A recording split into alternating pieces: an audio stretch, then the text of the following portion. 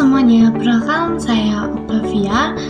Pada video kali ini saya akan membahas salah satu permasalahan yang masih sering terjadi di sekitar kita, yaitu bullying, yang akan saya kaitkan dengan konsep Trihita-Karana, khususnya Pawangan, yaitu hubungan harmonis antar sesama manusia.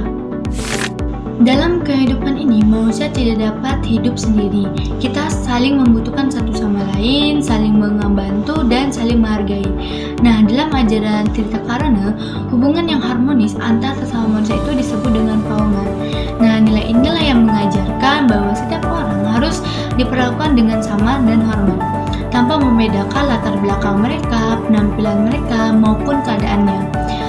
Namun, jika melihat kondisi saat ini, keharmonisan tersebut masih sering terganggu. Nah, salah satu penyebabnya adalah tindakan bullying.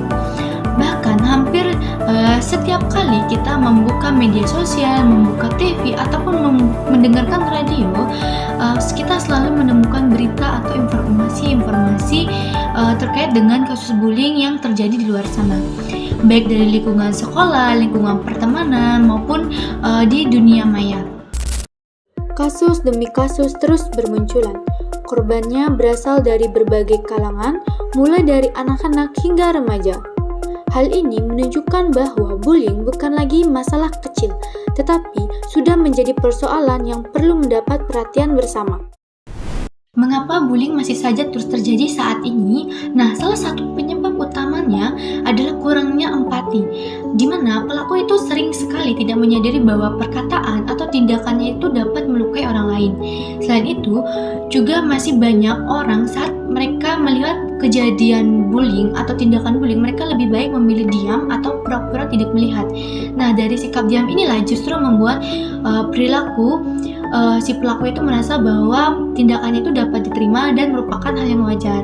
Selain itu, media sosial juga menjadi salah satu faktor yang memperburuk keadaan bullying ini saat ini, di mana komentar-komentar yang menghina, ketikan-ketikan terkait body shaming, serta penyebaran konten yang mempermalukan seseorang yang dapat menyebar dengan sangat cepat, itu juga menjadi faktor penyebab terjadinya bullying. Nah, dari semua faktor tersebut, ini menunjukkan bahwa nilai-nilai yang saling menghargai antar sesama dalam hubungan manusia itu mulai memudar. Bullying bukanlah masalah yang tidak bisa kita atasi. Perubahan dapat dimulai dari kesadaran diri kita sendiri. Kita harus belajar menghargai perbedaan antar sesama, menjaga ucapan kita, dan membiasakan diri untuk berpikir terlebih dahulu sebelum kita berbicara ataupun bertindak.